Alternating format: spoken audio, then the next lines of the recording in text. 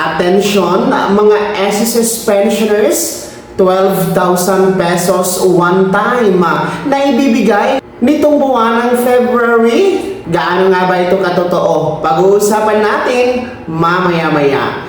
Hello mga ka-vlogs! Welcome dito sa aking YouTube channel. Magandang araw po sa lahat ng mga manonood. Saan po kayong dako sa mundo? Kumusta kayo mga ka-vlogs?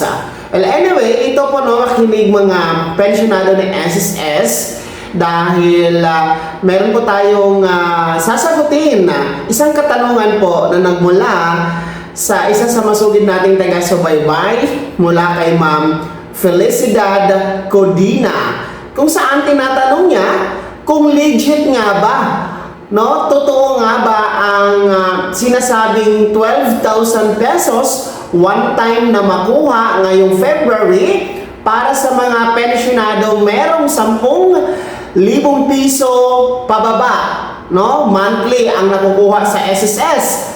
At ito nga po daw ay hanggang March at kailangang mag-fill up para mapasama. Well, yan po ang ating bibigyan kasagutan at lilinawin natin dahil hindi biro ang 12,000 na yan na sinasabi na makukuha ngayong February, no, mga ka-vlogs. Well, anyway, today is February 23 na po tayo. Isang linggo na lang, magtatapos na ang February. Baka po kasi malilito kayo and marami po ang aasa. Well, una sa lahat, wala pong 12,000 pesos na one time na ipamimigay ang SSS sa kanilang pensyonado ngayong buwan ng February hanggang March. Wala pong ganun mga ka-vlogs. And beside, napakalaki naman po ng 12,000 na one time na ibibigay. No? Isipin nyo lang ha, nahihirapan nga ang SSS sa 1,000 piso na pension increase na second tranche.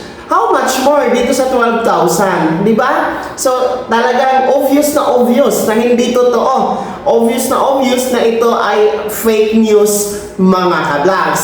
Well, hindi din po nagbibigay ang SSS ng one time na 12,000 pesos, no, para sa pili lamang na mga pensyonado. Gaya ng katanungan na ito daw ay para sa 10,000 pesos pababa lang ang buwan ng pensyon. Walang ganon kasi kapag si SSS kasi ang namimigay po halimbawa ng dagdag, no, pension increase, lahat talaga yan, walang maiiwan. So hindi pwedeng para lang ito sa mga 10,000 pababa ang pensyon na tinatanggap. So pangkalahatan po si SSS. So pangalawa po yun, sinyalis na fake news po ang nasabing impormasyon.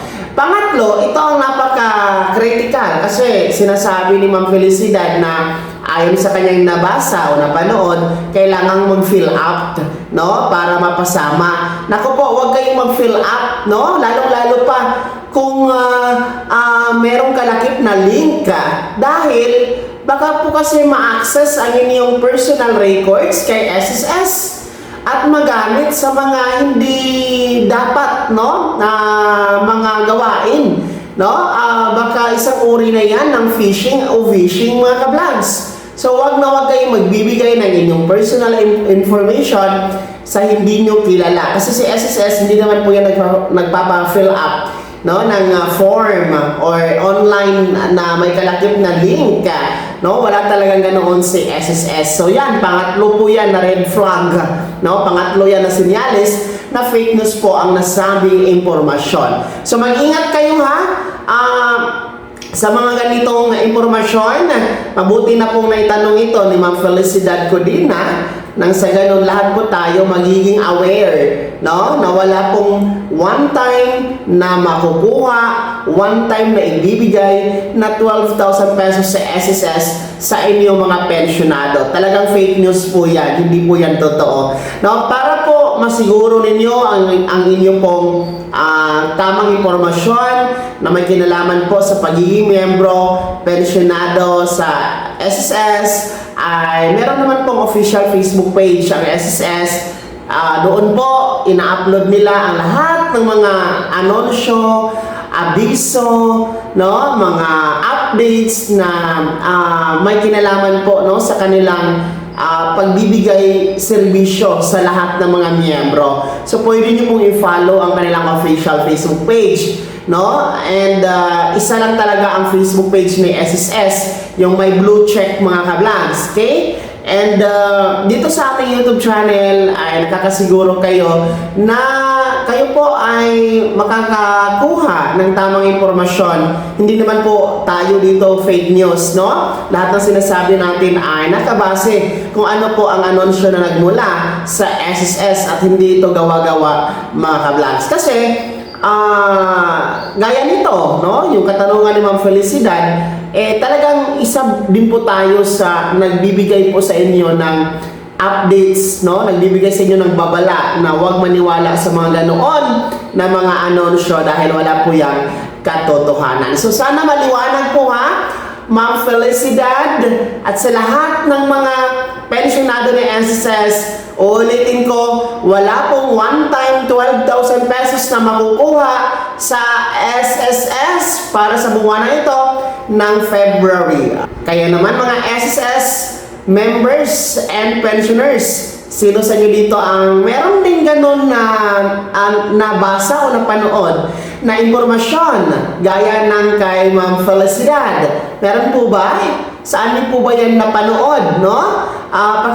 Pakikomento sa comment section na nasa baba. Pakilakip ng buong pangalan at kung taga saan kayo. Kung bago ka pa lang sa aking channel o di ka pa nakasubscribe, i-click niyo muna ang subscribe button na nasa baba. Huwag kalimutan na pindutin ang notification bell, ilagay sa all para una ka sa mga balitang i-upload ko. Maraming salamat po. God bless. Mag-ingat mga ka-vlogs.